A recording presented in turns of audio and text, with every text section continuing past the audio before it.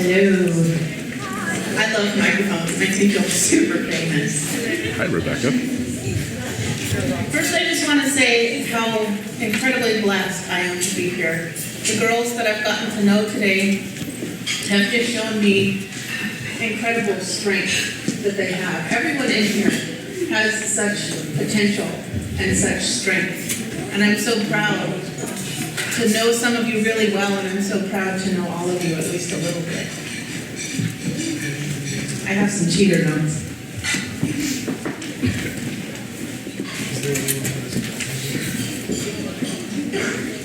The potential for greatness in this room, just within the first 10 minutes of being here, I felt overwhelmed with the potential that is here. Not in everyone as a whole, of course, but in each and every one of you individually. It is a wonderful life, I promise. How many of you believe that? It's a wonderful life. How many of you get up out of bed in the morning and you say, this is just the most beautiful day? 3 of you, okay. It's okay if it's not right now. When I was you, okay, not you specifically, when I was in your position, I didn't feel like every day was wonderful. I didn't feel like life was wonderful. I didn't feel like life was worth it. Some days are going to suck. Some days you're going to get out of bed, you're going to stub your toe, and you're going to get toothpaste on your shirt after you've already gotten dressed. You're going to have your hair beautiful, and you're going to go out in the rain. It rains here sometime. Yeah. And your hair is going to go from sleek and beautiful to poof. And somebody's going to make fun of you for being you. People are going to mock you for being who you are. But if you hang with me just a little bit, I will help you hopefully see that life is wonderful. Promise. I'm going to share a little bit about my story. And I haven't done this very much publicly, so bear with me. I'm going to start with my earliest childhood memory. My earliest childhood memory, I was a baby. And there are just little pieces of it that I remember, but I remember a cloud of baby powder. You know, it's interesting, all this time, up until very recently, I couldn't figure out why every time I smelled baby powder, it made me sick. And when I was raising my children, I didn't use it. And I couldn't figure out why it was so gross. And then I recovered a memory fairly recently. There was a cloud of baby powder. And I'm lying on a changing table or something. And all of a sudden, my mother, who was standing over me, slapped me in the face. And I screamed. I was a baby. That's what you do. And she covered my mouth and my nose with her hand. I couldn't breathe. I could still taste and smell baby powder. I couldn't breathe. And she started to beat me all over my body.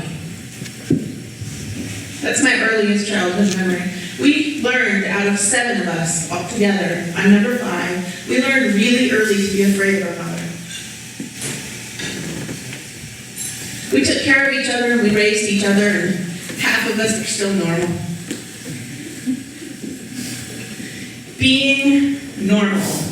First of all, just to set your mind at ease, that does not exist. There is no normal. What's normal is you, and you, and you. All of you are normal. Because all normal is being yourself. But when people ask me, how did you come out of that situation and of that abuse and that neglect? How did you come out of that and be normal? After I finish laughing, I tell them about an experience I had when I was 6 years old with a chair. Trust me, it's more meaningful than it sounds. I remember being beaten up by my mother and just having so much pain, physical pain. I was hungry, I was in pain, and I felt so hopeless. And I went into my room and I had an armchair in there. It was a scratchy gold material. It was 1970s, so that's what it was. And And I would sit in that armchair, and I remember the first time that I sat in that armchair, and I put my legs over one arm, and I put my head on the other arm, and I rested my cheek on the back of the chair. And I just cried. I cried for myself, and I cried for my siblings, and I cried because I hurt. And that chair transformed into the lap of Jesus. I could hear his heart in my ear. I could feel the rough gold material of that chair transform into a soft, I believed it to be blue. I didn't open my eyes because I had seen a picture of Jesus where all these little children are coming to him, and he had a blue sash and a white robe, and that chair turned into him. And he stroked my hair, and his clothes soaked up my tears, and I knew that I would be okay. That's how I am normal today. Because all throughout my life and everything that I've gone through, I knew that he was there. And my son, who's now 11, asks me, well, Mom, how do you know that God is real? How do you know that Jesus is real? And I just tell him that story. He's old enough now, and I tell him that story. God is real to me. Eventually, after all of the years of abuse, there were 7 of us, like I said, all together. The oldest one right now is 46, and the youngest one is 28, so there's quite a span between us. I'm 38. Eventually, one by one, sometimes in pairs, we went into foster care. I was 14 when I finally went into foster care, when I finally got out of that environment that I was in. I had had too many black eyes to count, a broken arm, strangled and left for dead for a couple of days, and had been raped from the time I was 6 until 10 by the man who fathered my youngest brother and sister. But let me tell you this, it is a wonderful life. I promise. Now I have a question for some of you. Who knows what I'm talking about when I say fancy foster care luggage? This is the finest Louis Vuitton right here. And every time I see one, I think, that is my luggage and you have stolen it? Which is kind of weird because I'm just taking out the trash. When you're in foster care, this is your luggage. They hand you a roll of these, $2.49, and they can move you from one home to another in the middle of the night if they have to. You wear a lot of clothes when you go to bed because you're not sure when you're going to have to get up and go. You keep something packed and under your pillow because you don't know when you're going to have to get up and go.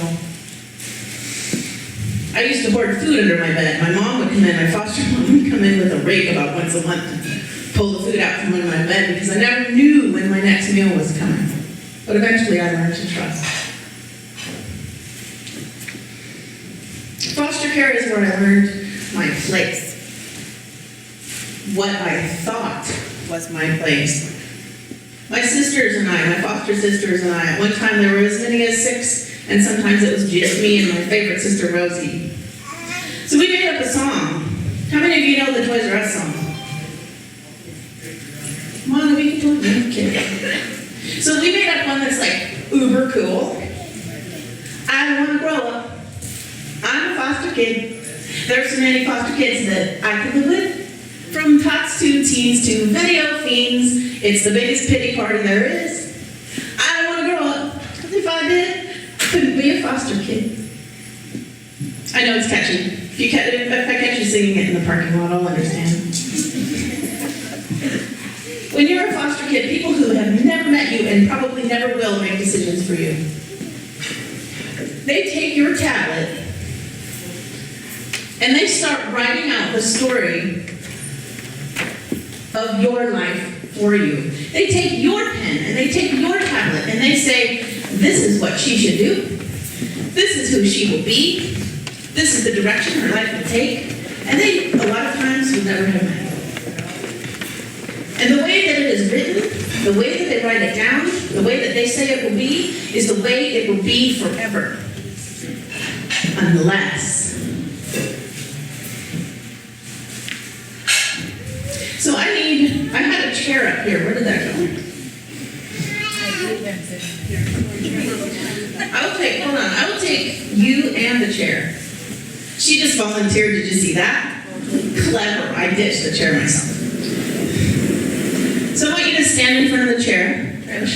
Stand in front of the chair, just right in front of it. Right in front of it. Okay, I want you to try and sit down. What? I want you to try and sit down. No. You're doing it wrong. Now try and sit down. Try and sit down.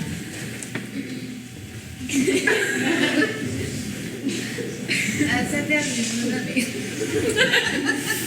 I sat down and you wouldn't let me, is what she said. Thank you, Trish. You can take your chair and go back. You can take your chair and go back. Don't have to try. The point of that exercise right there is you're going to hear things that sound funny to you as you grow up. If you're in care now, maybe you age out. Maybe you find a forever home, or maybe you just grow up and you go out on your own. You're going to hear things like that. I want you to try and do this. Or, this is where you're supposed to go. Or, this is the path that your life is going to take. And if it feels confusing in your head, it's okay to listen to that voice in your head that says, that doesn't sound like me. That doesn't sound right. I can't do what they're expecting me to do. And that's okay.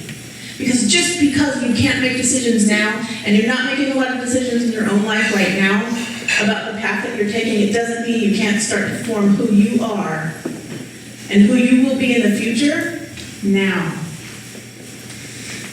Listen to that voice when somebody tells you who you are, because no one has the right to tell you who you are. When I was 15, I was at an event very similar to this, except the food was not nearly as good, and there was no shopping for clothes. There was a gal that came up and spoke, and there were a few things that she said that I will never forget. She said, you'll come to a point in your life where you'll be faced with two paths. You'll come to a point where it's time to grow up and move on, and there are two paths you can take. There is the path of the victim, and there is the path of the survivor. You can go down the path of the victim for a while. It's fun. People give you stuff, and they feel sorry for you, and you can get a lot of stuff. It's really smooth. There's flowers growing along this path, chocolate cake on plates on either side of the path. It's fun for a time.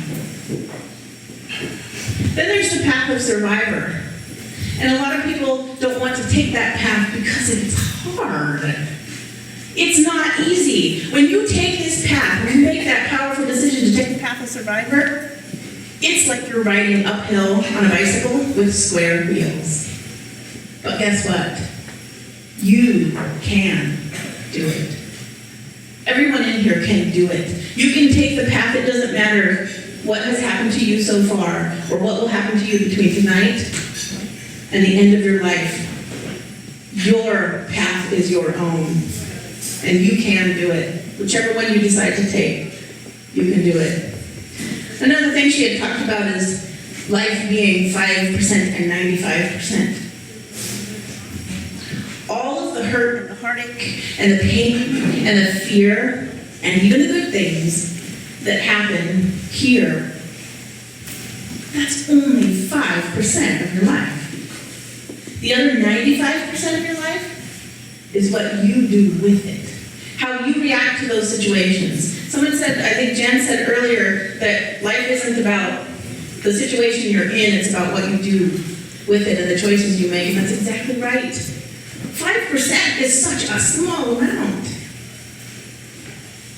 I know when you're a teenager and you're in high school or junior high and you're over here and things are so important. Little things are so important. What you're wearing, what people say about you, what people think about you, your station in life. It feels so important. And I just want to encourage you that it gets less important as time goes on.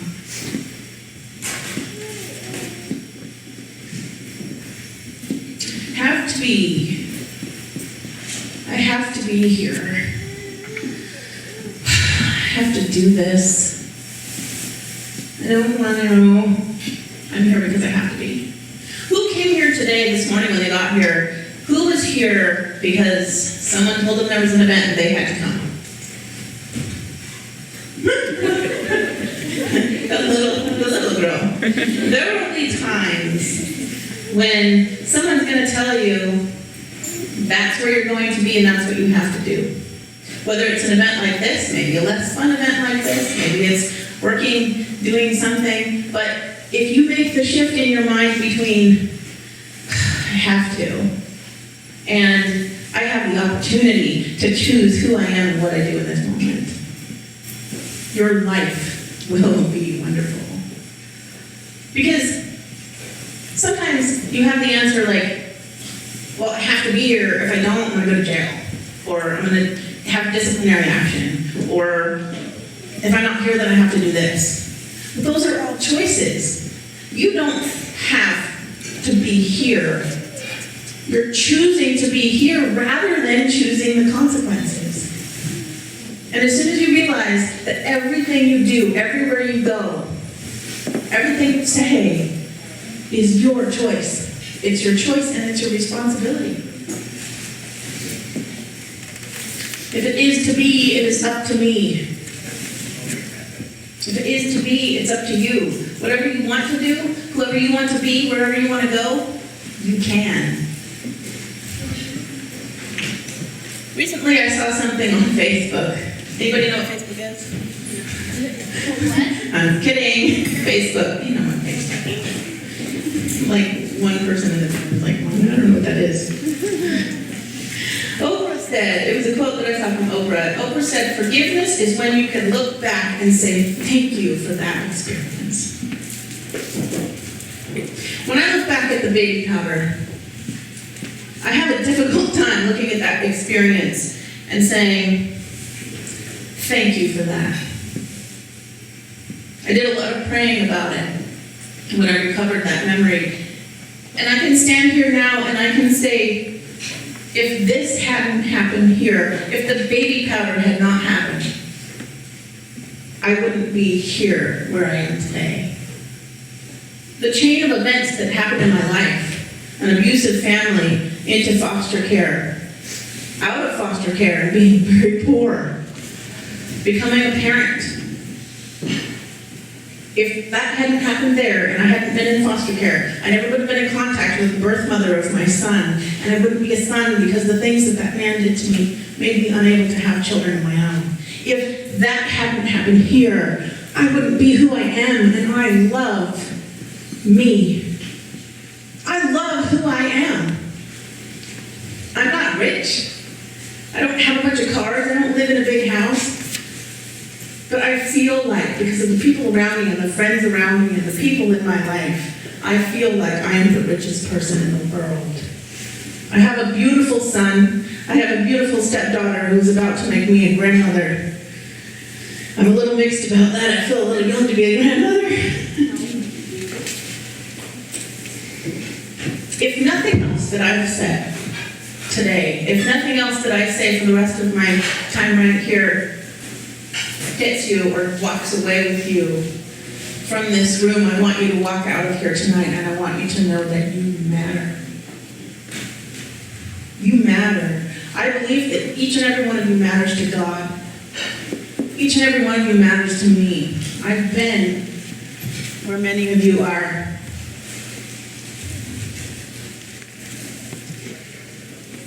You are loved. Every one of you are loved. When I was a little girl and growing up, I just wanted my mother to love me.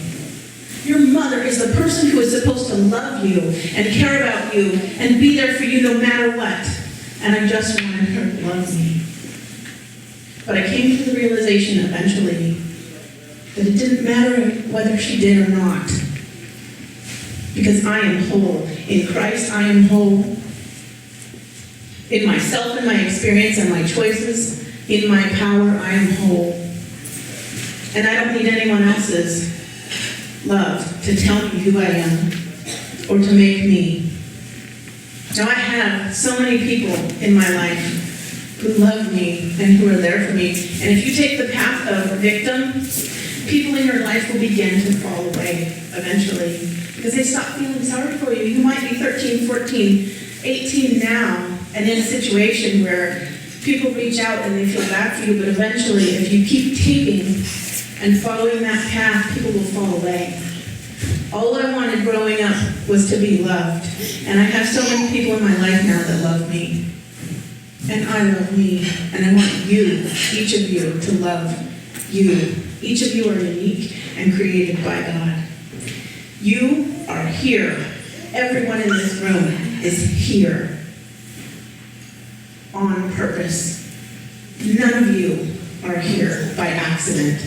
Not even one. You are enough. As you sit right now, in whatever your circumstances are, I don't know all of your stories. I've been blessed to learn some of your stories, but I don't know all of them. But I want you to know, wherever you are right now, you're enough. Right now you are enough, and tomorrow you are enough, and for the rest of your life, you are enough. It's a wonderful life, I promise. I want everybody to stand up.